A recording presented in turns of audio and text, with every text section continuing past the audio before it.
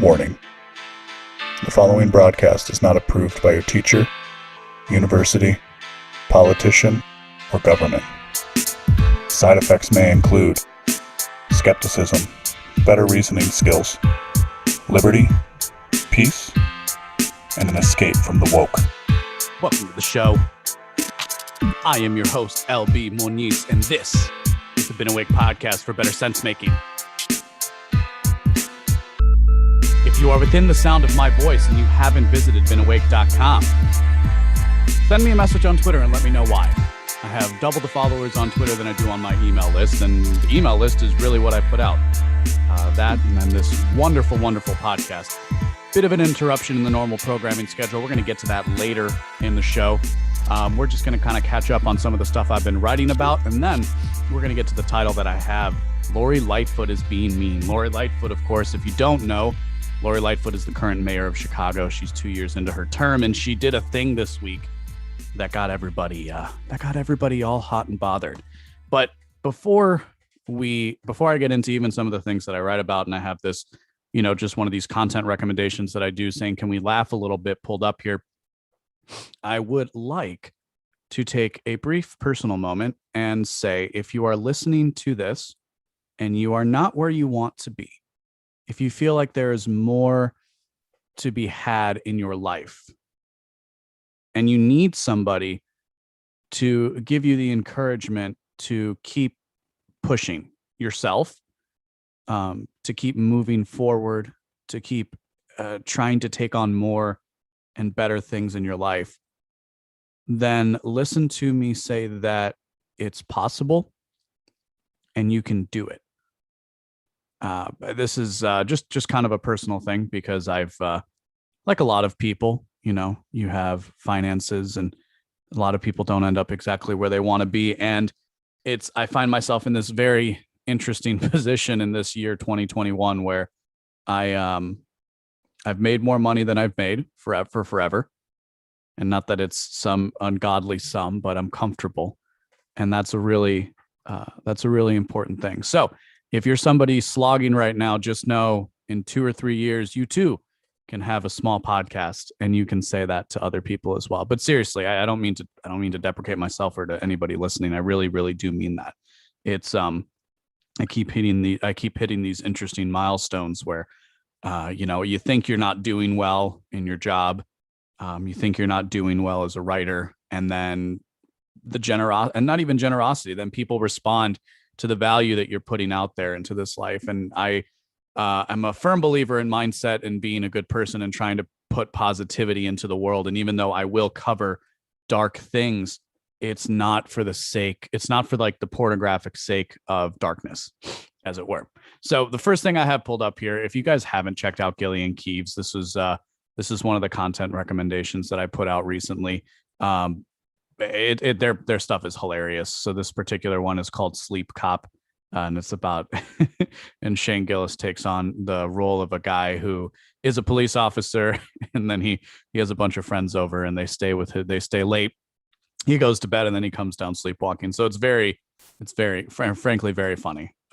If you think that sketch comedy isn't funny because you've watched SNL, then I would highly recommend you check out this particular thing. The other thing that I posted recently, and this is kind of one of the reasons why there was a bit of an interruption in the normal content that I produce at BeenAwake.com. It was Mother's Day, and then I had a family graduation as well. So this was so the Capital Research Center has been putting out this cartoon series starring Michael Malice and Tom Woods. Many of you people out there would already know who that is, but it's really funny. I enjoy it. They're nice, educational. They're based on the Politically Incorrect Guide series.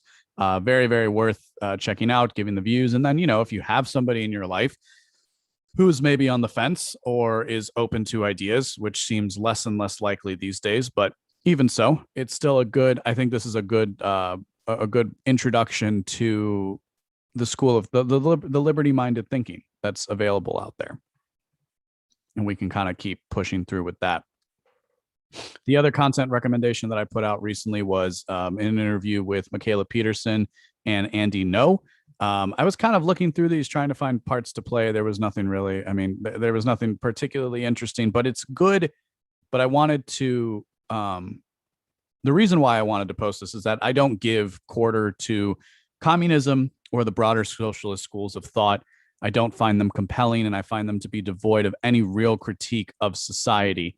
In fact, most of the real socialists of today can't be. Most of the real socialists today have to basically admit that everything their intellectual predecessors said was wrong, right? So they have to evolve their thinking to create this new form of socialism, which is kind of what we deal with in today's society. And moreover, it's not even a strictly economic argument anymore. It's moved farther into the cultural space, which is one of the reasons why people seem to think libertarianism is some defunct idea now, even though for me, the cultural and the economic are not so separated. And in fact, I think that's a progressive construct. It's a progressive construct, and progressivism, for as far as my thinking goes, progressivism falls within the socialist school of thought. If you think about a time in which socialist thinking, broadly speaking, comes about at the turn of the century, the turn of the 20th century, effectively, you have European socialism, you have international socialism in the form of communism, you have national socialism in the form of fascism, and then you have American progressivism, which takes some aspects of it and then kind of adds its own element, because the world was a far more separated place 120 years ago. And if you've been a loyal reader of the Pages Have Been Awake, you know that human ideas are not so easy to categorize as rocks and plants. So it's always difficult to separate between these schools of thought. I find separating between schools of thought to be a very useful and very necessary thing if you want to have the real conversation, right? Everybody always wants to talk about how they want to have a real conversation. I'm on a lot of dating apps, and there's a lot of women who talk about how they want to have actual conversations and real conversations. And I don't quite know what that means, because, gee, if I can talk about esoteric ideas for an hour, one would think that I could have a real conversation. And yet it never seems to get to that point, which leads me to the inevitable conclusion that what most people think of as a deep conversation is more like wading in a kiddie pool, wearing floaties as an adult who's like, 5'10". I don't. So, and this all kind of, this all plays together, right? Because we have a particular manifestation of the socialist idea in the anti-fascists.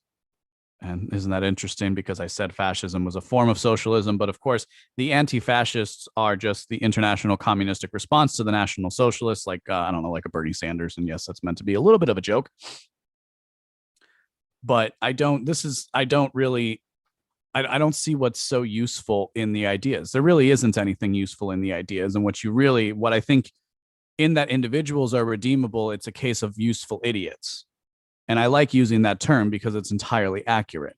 And it's entirely accurate, and it's very important to recognize when you're dealing with Marxist schools of thought explicitly, or schools of thought that suffer from what I refer to as the spectre of Marx, which I don't think I've actually identified that term before or defined that term in detail quite yet. But basically, it goes something like this: if you are if you're somebody who, let's see, how would I say this? If you're somebody, sorry, I'm trying to do two things at once. The spectre of Marx. So the spectre of Marx is this idea that I've come up with in response to inevitably what you will see and how people will address you if you take an anti-communist or an anti-Marxist stance in the university system. And, you can equivocate and say that my personal experiences within the university system are not necessarily indicative of the whole. I would tend to disagree with you. And I would certainly say that I never really experienced outright discrimination or even an outright Marxist professor at the universities that I went to. But the specter of Marx existed throughout, which is, what do I mean by that? Well, a specter, right? A specter is a ghost. It's not exactly the full-fledged ideas. And of course, for anybody being serious in the 21st century, you would have to admit that the ideas of Marx have been completely, almost entirely debunked, right? And then there are reasons for this. The reasons being that Marx was foremost an economist. Now, if you read Thomas Leonard's Illiberal Reformers, he gave me the brilliant insight of understanding what it means that Marx is an economist first and foremost. And part of that was part of the milieu of the turn of the century was that the economist was actually closer to humanity than the scientist and the philosopher, so on and so forth. The economist was considered to be the new philosopher.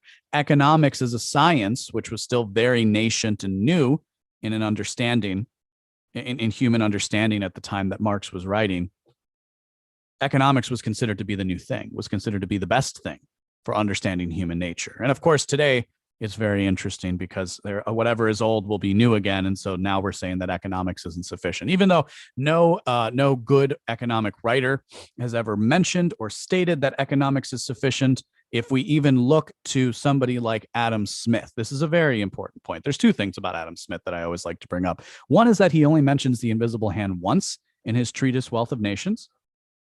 The second is the point that there is the Wealth of Nations, which is the economic, and then there is also the book Moral Sentiments. Now, I haven't read Moral Sentiments in full, but my understanding is that these are the necessary cultural attitudes that must be held in order for the economic system to work. So anybody who goes out there and says that, oh, well, libertarians just care about economics, and there's maybe a criticism to be had because there's a lot of bad libertarians out there making the wrong cases for things, but, and I don't mean bad in a moral sense. I just mean not the best at making arguments. But there is never anything that is, it's never just one thing. There's always multiple layers and multiple meanings to everything. And so if you want to do the leftist thing, if you want to do the socialist thing, I've said this before, you take a monolithic, you turn something into a monolithic caricature. You take a myopic ideology like Marxism and you turn it and then you take it and you attack a monolithic caricature of your own creation, like the capitalist class or the bourgeoisie or, the capitalist donors or so on and so forth. And it gives you a profound sense of certainty, which in turn helps you operate in the world, but that doesn't make it accurate. And that doesn't make it right. So at the turn of the century, economics was considered to be the form of philosophy that was closest to mankind. And so Marx was an economist. And nearly, if, one day we'll actually go through all of this together, but and nearly any economic construct that Marx put out was false, right? The labor theory of value, the polylogism of the separate of classes, right? So like somehow because you are a capitalist bourgeoisie owner of the means of production, you are so far separate from your proletariat workers. And if it's very interesting for me, given that my industry is the industry that Marx was talking about, right? Like production, manufacturing. And I can see how manifested in many ways are some of the things that Marx talked about, but that doesn't mean that he had the right prescriptions for anything. But he did give people in power a set of ideas by which they could exert social control and social pressure. You understand? So what Marxism gives to the person who wants to control humanity is the means by which to do so. Because they can say, workers of the world, unite. Because I think that I should run the world better than somebody else. And so we also, and Marx was influenced by people like was very influenced by Hegelian thought. So you could even put him to be a distillation of Hegel. I don't know if I would stick with that. But we go on 100 years and we have the communist experiment. Listen, if you were a socialist thinker at the turn of the century is far more redeemable to me than a socialist thinker in 2021. That's just my opinion. I think I can defend that opinion. I think that it's worth examining. But in the main, if you consider yourself a socialist thinker, especially in the sense where you believe because basically you've had to give up every single position that you've had because it's been rendered incorrect, right? Because Marxism specifically says that you need socialism to turn into communism. You have this necessary telos in the creation of man. You have you have this disbelief in the nature of man. So there is no biology as such. There is no evolution as such. There is only the power that you can exert over people in the moment. And as long as we exert that power correctly through the government, as long as you exert that power correctly through the government, you can create the man that you want to. And I just think that's a faulty way of viewing humanity. I think that's a faulty way of viewing social science, and I'm happy to defend these claims against anybody. So if most of what Marx said is wrong, why is it that we still talk about Marx today, and why is it that he's still a figure of note? Right? I believe that the Communist Manifesto is one of the most assigned books in university classes. There are different studies that point out that at least 25% of college professors identify as being outright Marxist. And it was told to me once upon a time when I was thinking about grad school, it was told to me that it would be difficult for me to get into certain schools studying the things that I want to study and writing about the things that I want to write about, the things that I do write about now on a regular basis, given that I don't take a Marxist approach. So yes, we don't deal with the explicit Marxism of the early 20th century, but today we do deal with the specter of Marx. We deal with his ghost, because there is a difference, and this is something that I always try to bring about, and I always try to elucidate for people. There is a difference between the philosopher and his followers. There are always differences in interpretation. And if that somehow saves, having the conversation about communism, let's say, for example, or having the conversation about broader socialism, then fine, let's do it. But it doesn't take away the economic reality of existence as such. And moreover, it necessarily leads us to understand that if I'm going to put myself in the socialist school of thought, if the socialists can't win on economic grounds, then they can't, right? You look at any major, authoritarian, maybe formerly communist or formerly socialist regime, and they have to implement some kind of market reform in order for their society to continue, in order for them to continue to exert the power that they have over their people. So if the economic argument is completely lost, what are we left with? Well, of course, as I just said, Adam Smith didn't just write an economic treatise. He also wrote a book on moral sentiments, right? Milton Friedman, I've used this before, but he talked about how free markets are necessary but not sufficient for a free and equal society. It's not so clear to me why talking about Marxism in a cultural component is so problematic, if I could borrow the term. And of course, the reason why it's problematic is twofold. One, you would have to admit that Marx was wrong about every economic thing that he ever said, and people don't like to do that. And two, it enables you to put these ideas in a frame that actually works. So some would call this the Frankfurt School as well, right? But there are these cultural ramifications that come about as a result of the ideas that people try and live out that are inevitable. And here's a very clear example of this, and I've talked about this in my writing of individualism. Because Marx, and this is a great Misesian term, but Marx believed in this thing called a polylogism. And a polylogism is the idea that there are fundamentally different structures of the brain of people in separate classes. Another way of spinning the Marxist narrative is to talk about conflict theory, that there are always at least two classes that are inevitably at each other's throats for control of a larger society. I had a recent interaction on Twitter because I've been putting out quotes from the different pieces that I've written. I've been putting out quotes on Twitter just kind of as a way to generate different kinds of content for people who maybe aren't at the point yet where they want to read every single article that I put out. And one person responded saying that, because I talk about the fact that, you know, I view society as by definition a civilizing force.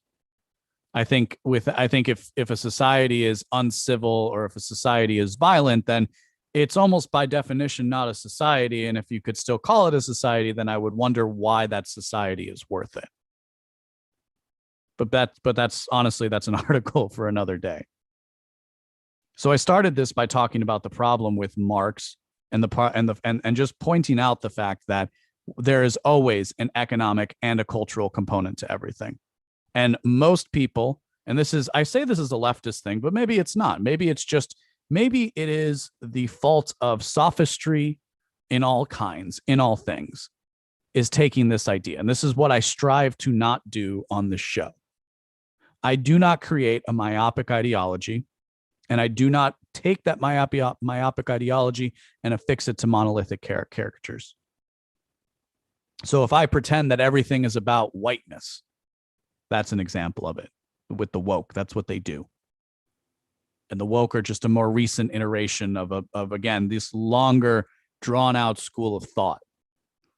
I've talked about in other interviews the point of that there are always these debates within a larger society.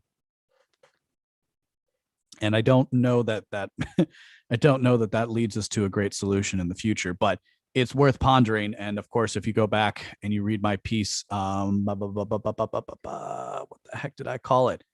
I wrote a piece recently talking about what I view as some of the further ramifications of social science that has been done studying the Scandinavian countries and elsewhere, talking about the fact that when you equalize when you equalize between the sexes, differences maximize.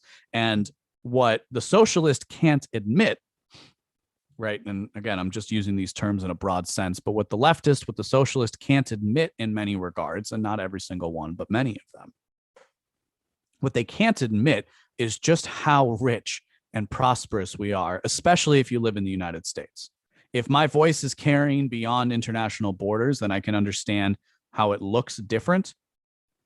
But even in the United States, the level of richness that we have is unthought of in human history. And what I posit, and we will see, you know, this is something that is worth empirical study. What I posit is that what we view as these irrevocable differences are really just manifestations of biological and genetic impulses in terms of personality, mind you. I'm speaking strictly and only of personality at this point. So when you have somebody, let's say, when you have somebody in your life who, you know, you've known for forever and they just disagree with you on everything, well, maybe it's because they literally can't see things exactly the same way as you do. That doesn't mean that we can't teach, you know, this is why skepticism is so important to me, is that it allows you to understand why people would disagree with you and to either leave that be, because sometimes you can still enjoy somebody's company even if they don't agree with you on every point. Or, you know, you can choose who to identify with. You can choose who to associate with. And that's what we should do in a free society. So I have been suffering from a little bit of writer's block, as well as just being a little bit busy. So that's one of the reasons why I haven't put out as many posts recently. Is that there was a little bit of writer's block, but that writer's block also kind of comes about as a result of, well, you know, kind of like I said, being busy. There was Mother's Day, and then I had a family member graduate from university, and so I kind of just had a couple of busy weekends. And my real job has been busy in a good way, like I was alluding to in the beginning of this show.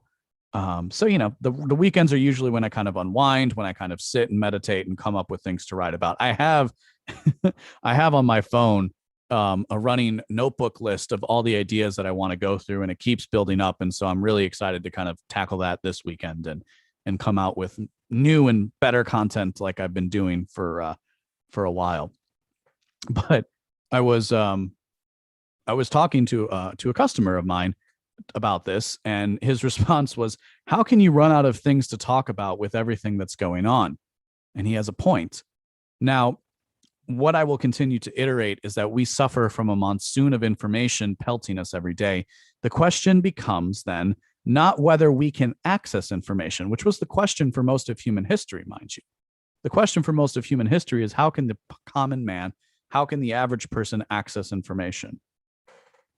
Right. And you have, you would see something like the Catholic Church is saying, well, the common man doesn't need to access information until the Protestant Reformation occurs. So the question is not about accessing information. The question today is, and in fact, this has always been the question in a sense, is how to interpret it and what action to take in the aftermath of being presented with information. So there are a few major world events that have been unfolding before you as you scroll through Instagram, Twitter, and other social media platforms. In Colombia, as far as I know, we are witnessing massive protests and shooting of civilians in the streets. In Israel, we are witnessing rockets being fired in all directions. And in America, our president has made the rules simple. Now let's go through each of those. The one I know probably the least about is Colombia, but it doesn't seem like things are stopping there. And, my heart goes out to the people. I don't really know what I can do here in the US except to say, go check out people like Scott Horton who have been covering something like this and gain an understanding about how a lot of this does trace back to US foreign policy. Israel now has a ceasefire, which is kind of interesting when you think about it. Like, why would you? I think I'm going to do a bonus segment. I'm going to do a premium segment where I kind of talk about my view of the Israel-Palestine conflict, as it were. Not that I have some particular unique insight, but it ties into a lot of the ideas that I discuss on the show, and it's worthy of its own consideration. And as you might imagine, I have a view of these sorts of things that doesn't just fall neatly into one camp. And certainly in my interaction on social media and my scrolling, it is truly fascinating, the dichotomy in a story like this. The dichotomy is prevalent, is evident to me because I seem to have just literally a split down the middle. And the only other thing that you really see something like that with is, I would say, the presidential election, but it's not even the presidential election, because you don't see the same fervor that conservatives have for Israel that you do for the presidential election, in that the fervor for Israel tends to be more. So like I said, this is something that's worthy of its own episode. So I will likely do that, maybe have somebody else on the show who would disagree with me, and maybe even, if possible, have somebody who represents both sides and just see how something like that mediates. But we'll see. But what's the rule? What's the new rule? Because President Biden posted on May 13th that the rule is now simple: get vaccinated or wear a mask until you do. See, between the last time that we spoke on this podcast and now, the world changed. The world opened up. The CDC finally decided to stop with their delusion, to stop with their illusion of to stop with their illusion of social control and allow people to not wear masks if they so choose.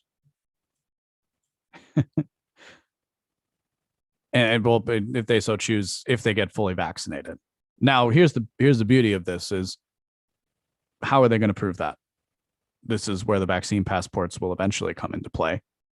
I think I'm supposed to, by the way, just as a mental note to myself, I think as a content creator, I'm not supposed to use these real words because, big brother's watching over our shoulder and these sorts of things. But anyway, so the rule is simple. Now, I actually take this as a very, very good thing because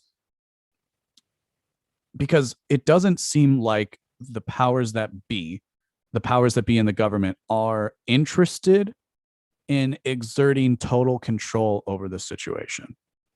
They are, and frankly, this probably comes from the fact that they are in positions of power. And so when you have a position of power over millions of people, you know that you have time to implement something. So I am operating with all these ideas that are kind of circling about right now as it relates to unmasking and people getting back to normal. I had a tweet that didn't get enough play, but I said normalize normal. Kind of stupid, but I thought it was clever. But so basically you have a longer time horizon. You have a lower time preference if you are already in power. You have a lower time preference if you're already in power. And so one thing that is clear to me is that they don't seem incredibly interested in pushing or shooting just yet. What pushing or shooting? What comes first? Well, what comes first is the nudge. And that's what we're seeing right now. Nudge, shove, shoot. So I think it's shove, not push, whatever. So we're seeing the nudge right now, right? This is the carrot, and eventually we are going to see the stick.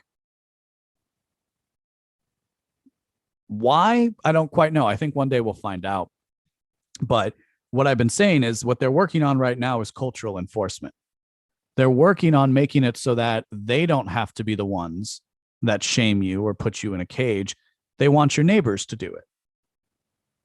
Remember, I wrote about propaganda a couple of weeks ago, and the point in that piece, and we'll write more about how propaganda works certainly in the future, but propaganda works propaganda works as a signal in both directions. So, for example, there is the famous picture of all the Nazis saluting, and then there's the one guy in the middle with his arms crossed, right? That one guy, and everybody says, "I'm that guy.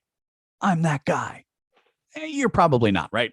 Statistically speaking, if 99 people in a crowd are saluting and one person isn't, statistically speaking, if you grabbed 100 people, you are probably not one of those people. However, if you study skepticism and you work hard with a skeptical frame of mind, you will be one of those people, which is one of the reasons why I think skepticism is so important and such an important tool to teach to people.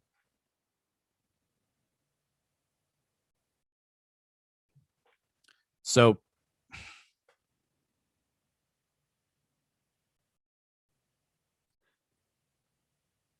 what also works, in addition to telling people what to think, right? Because that's one thing that propaganda does. It also shows the people in power who isn't listening. You understand? So this is something that those of us who are outside of the government's control have to weigh and consider as we interact. I've written, I wrote about this in my piece where I talked a little bit about simulation theory, but I've mentioned this a lot, but I do travel on a regular basis and a great deal. And there are instances and moments where I don't feel like I am in my own country anymore. Like I don't feel like I share in the spirit of the country the way that I would have in the past.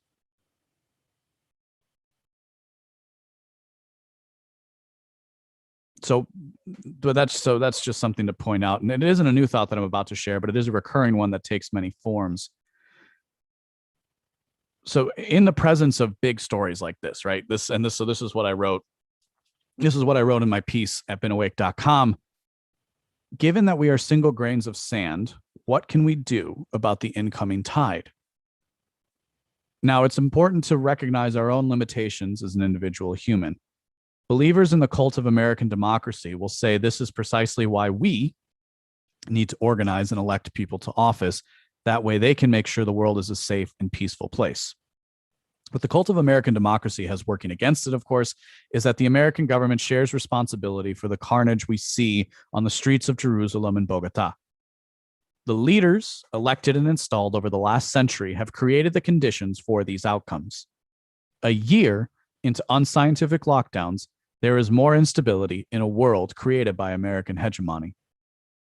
As a single grain of sand on the seemingly endless beach of humanity, you can't stop the force of the tide. What you can do is attempt to understand the forces at play and act accordingly. So I'm not a Palestinian losing their home in the West Bank to an Israeli settler. I'm not an Israeli civilian watching rockets scream over my home. I'm not a Colombian revolting against tax hikes and an oppressive regime. While events like this around the world put into perspective what we face as free men and women here in America, it doesn't make our battles any less important. One of the reasons why I think I've been hesitant to write is that in the face of these sorts of intractable issues, and gosh, if we're really thinking about it, some of these things are thousands of years old, is you can kind of look and you can kind of weigh up an issue and realize that there are sometimes no good options left.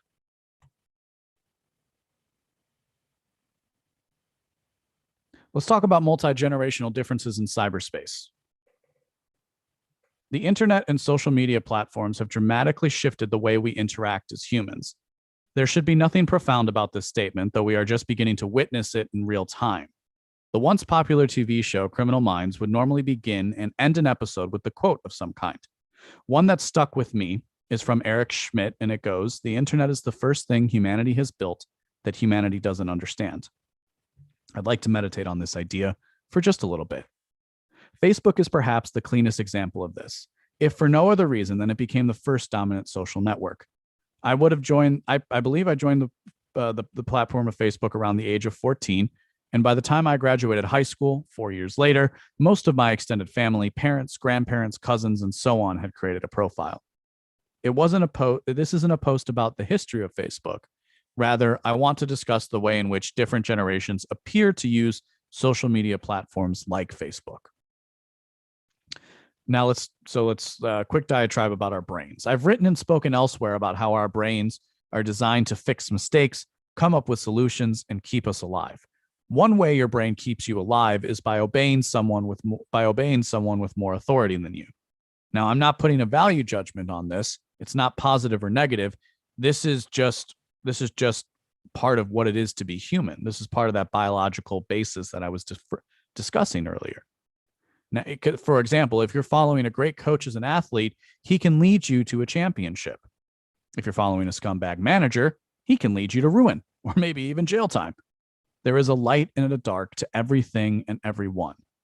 There have been studies done that ask some participants to physically perform a task like playing a piano, and others participants to think about performing that same task. The results were that when you looked at the brain scans of somebody physically playing or imagining that they were playing a piano, you could not distinguish between the two. This is why I make the point that while there may be an objective reality, it has to be mediated through the individual. One conclusion that we can draw is that what is real might be less firm than what you originally believed. Enter social media. In my post, The Meme That Changed My Life, I discuss how I use technology and the resources available to me to expand my knowledge of things like human behavior, economics, politics, philosophy, and so on.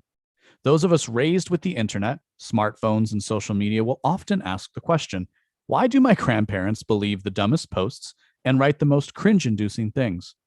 Obviously, movements like Blue Anon have shown how masses of people can be easily led astray. Let me begin to solve this riddle by asking the question, do you know how to drive?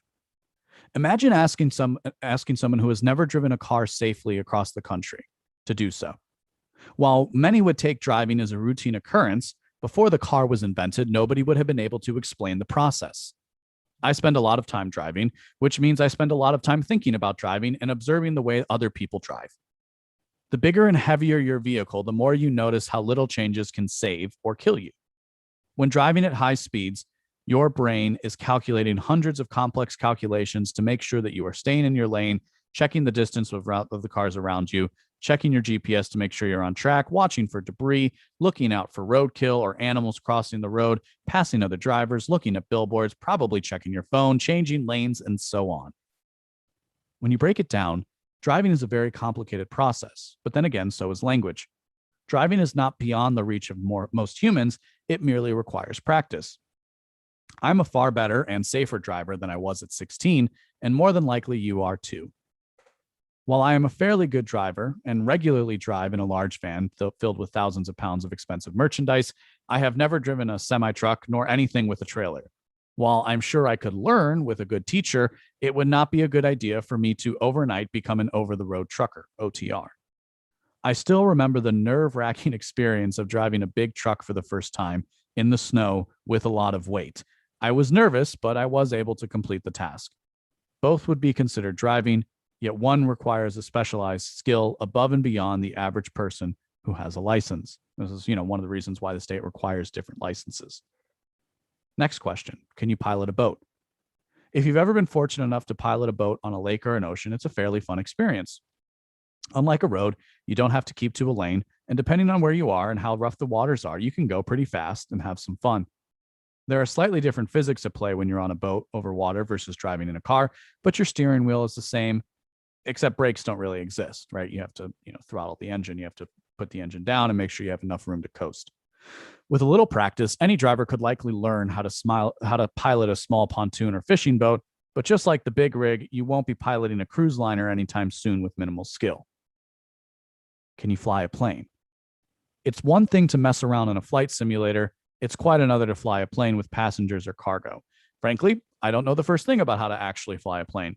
But if it was easier than driving, I think we'd all be flying more often. Wouldn't you? Given all the knobs, gears, and buttons inside of a cockpit, it would seem that the task has its own set of challenges.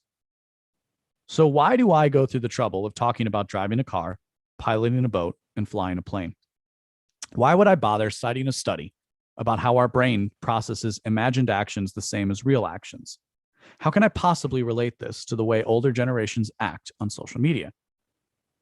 And just as a quick note, I've been having some fun with the footnotes. So like older people is not an exclusive category. Obviously, there are younger people who don't understand this about social media and don't know how to use it properly. And there are old people who do. So I'm just kind of using older generations as a placeholder. I think the vehicle of information we call social media is the equivalent of asking somebody who has ridden a horse their entire life to drive a car across the country, then navigate a cruise liner safely into port, or safely land a plane on a narrow runway. Let me read that again. The vehicle of information we call social media is like asking somebody who has ridden a horse their entire life to drive a car across the country, navigate a cruise liner safely into port, or safely land a plane on a narrow runway. It's easier for a millennial like myself who has been navigating the internet to process the teeming hordes of raw data and unsolicited opinions one comes across than someone who was raised on 2 editions of a daily newspaper and a television that stopped after 11 p.m. I don't say this as an insult to older generations. I'm trying to draw out what I see as a major issue, especially given the addictive nature of social media platforms like Facebook. Very smart people have spent uncountable hours to make sure you never want to put down your phone. Even for those of us raised with technology, it's not enough to know that the problem exists. You need the tools to combat it. Everybody loves being on their phone, so the cost of being on yours all the time is pretty low.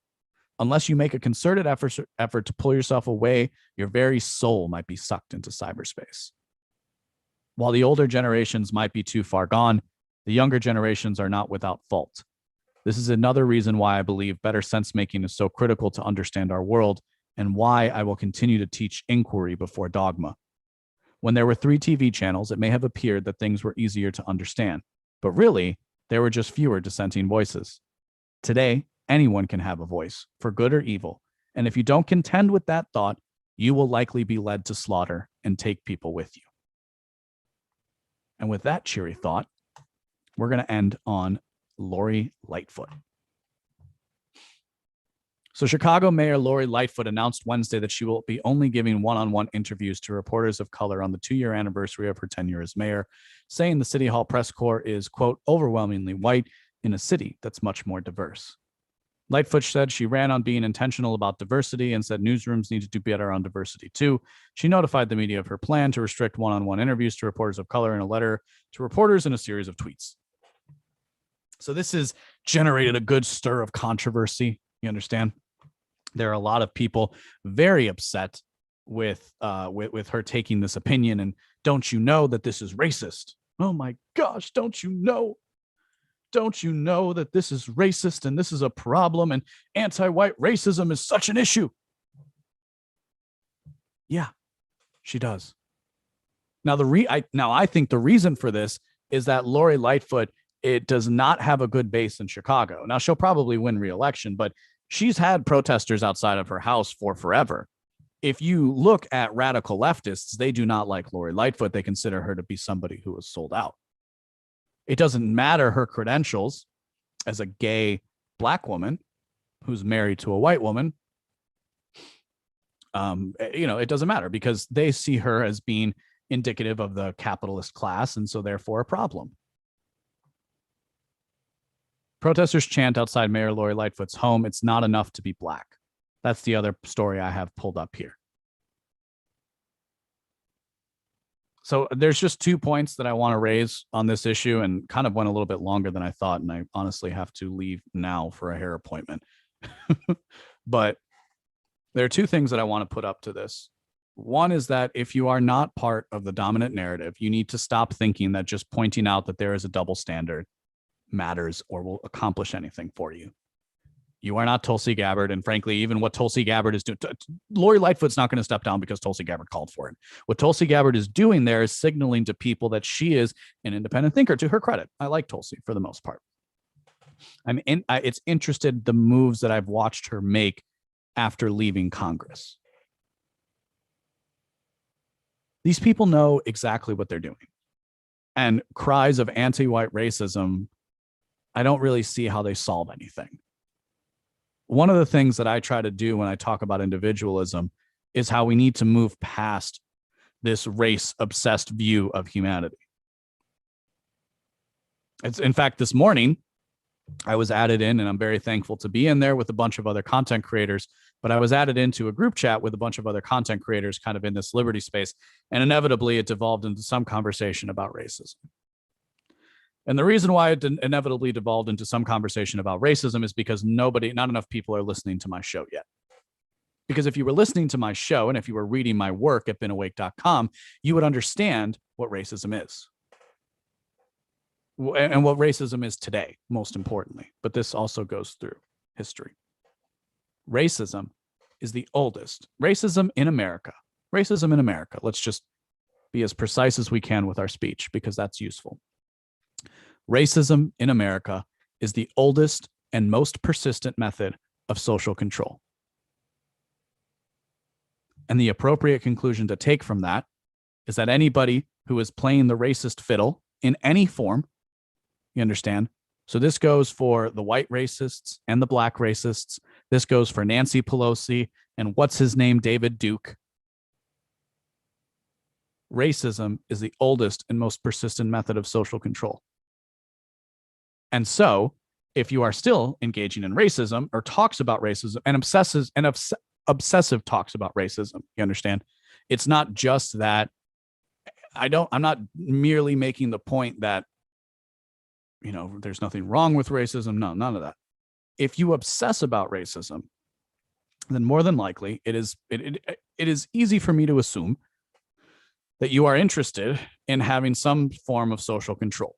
Or, like I've said before, you're actually, you know, it might not be that you are interested in some method of social control, but it could be that you are interested in, you are really interested in something that you think is just. But it's a question of why do you think that being so focused on race is a matter of justice, and it's because of the social control that's at play here in America in particular. Because it's a lot easier to divide us against each other than to not look at the people at the top. And certainly one thing that we're seeing in the 21st century, which is why we have to, again, with the specter of Marx, we have this evolution into equity. We have to make things equal, is because the promise of the egalitarians, the egalitarian delusion, as I like to call it, doesn't actually come to fruition. Because it starts, as we spoke about earlier, mind you, it starts with the fundamental misassumption about the nature of humanity.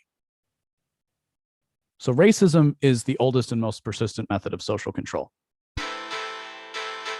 And so if you're going to continue to engage in their rhetoric, they will control you.